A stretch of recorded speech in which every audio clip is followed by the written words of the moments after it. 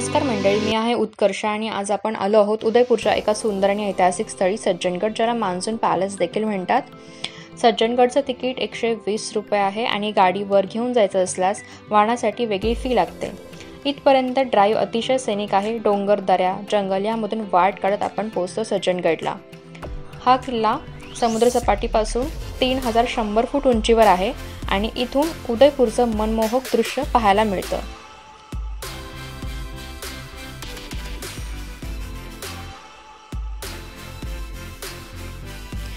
इथून खाली बघितल्यावरती फतेह सागर तलाव, पिचोला तलाव आणि संपूर्ण उदयपूर शहराचं विहंगम दृश्य दिसतं।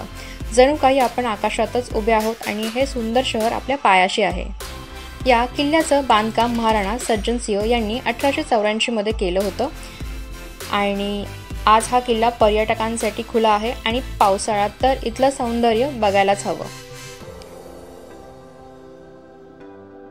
जर तुम्ही संध्याकाळच्या वेळी इथे आलात तर सूर्यास्ताचं दृश्य इतकं सुंदर दिसतं की क्षणभर सगळं थांबलेलं वाटतं।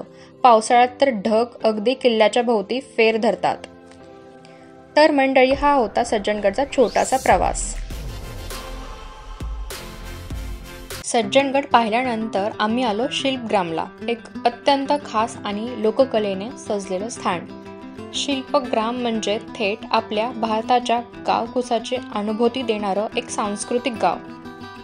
मुक्त आकाशी रंगमंच हे फक्त शो बघायचं ठिकाण नाही तर लोकसंस्कृतीचा उत्सव आहे। मुक्त आकाशी रंगमंच म्हणजेच उघड्या आकाशाखालील स्टेज हा शिल्पग्राम उदयपूरमधील एक प्रमुख आकर्षण आहे, जिथे भारताच्या विविध भागातील लोककला, नृत्य, संगीत सादर केलं जातं।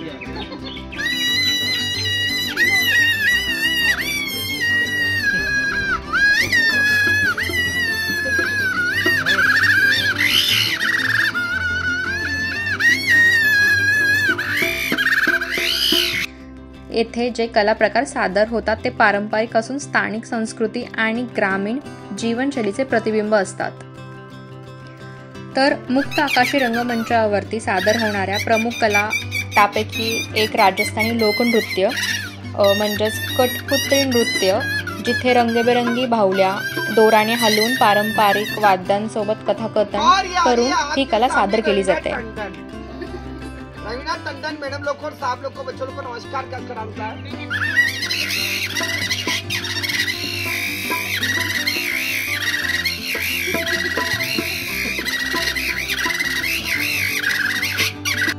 त्यानंतर गेर नृत्यही असतं आणि गावरी नृत्य, काळबेडिया नृत्य, वाद्य संगीत सादरीकरण, लोकनाट्य, कथाकथन या माध्यमातून सादर केले जातात।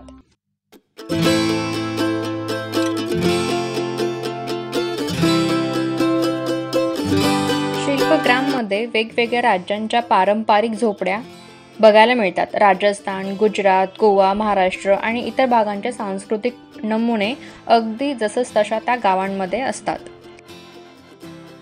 आणि इथे इंद्रविमान जे की सुंदर सजवलेलं झाकी,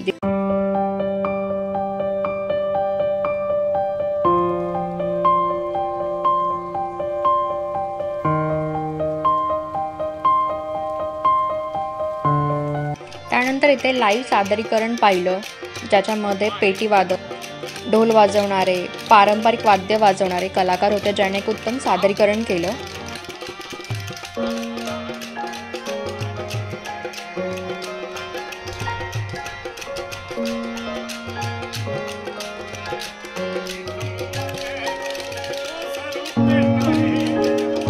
त्यानंतर पारंपरिक वेशभूषा केलेल्या महिलांनी लोकनृत्य सादर केलं। लहरत्या घागऱ्या आणि रंगीबेरंगी पोशाख आणि त्यांच्या ठेक्यातील तालात हलणारे पाय हे सगळं मंत्रमुग्ध करतं। शिल्पग्राममध्ये हस्तकला खरेदीची खास संधी आहे।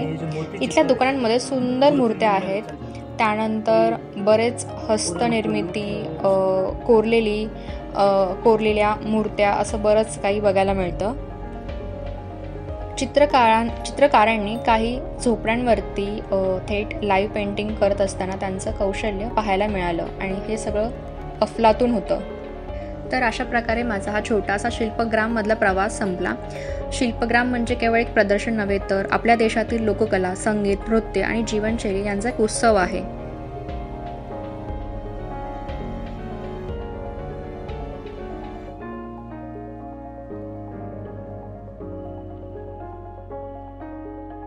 शिल्पग्रामचा रंगीबेरंगी अनुभव घेतल्यानंतर आम्ही पोचलो उदयपूरच्या हृदयात म्हणजेच लेक पिचोलाला. लेक पिचोला म्हणजे शांततेचं, सौंदर्याचा आणि इतिहासाचं मिलन. लेकच्या शांतीनंतर आम्ही पोचलो आमच्या हॉटेलमध्ये आणि इथे आमच्या प्रवासातला एक खास क्षण होता, तो आम्हाला सेलिब्रेट करायचा होता. तो म्हणजे आमच्या लग्नाचा वाढदिवस. आणि आमच्या हॉटेलच्या रूफटॉपवरचा हा व्ह्यू खूप सुंदर दिसतोय. हलकी लाईट्स, मंद संगीत, समोर दिसणारा उदयपूरचं रात्रीचं झगमट शहर. खूप छान अनुभव होता हा. लाईव्ह म्युझिक पण होतं इथे, जे की रात्री 8 नंतर येतात आणि लाईव्ह म्युझिक चालू होतं आणि तो खरंच खूप छान अनुभव होता.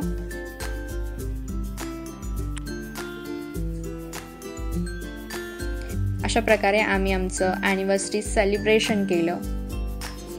व्हिडिओ आवडला असेल तर लाईक, शेअर आणि सबस्क्राईब करायला विसरू नका. पुन्हा भेटू पुढच्या व्हिडिओमध्ये. तोपर्यंत stay blessed and keep travelling.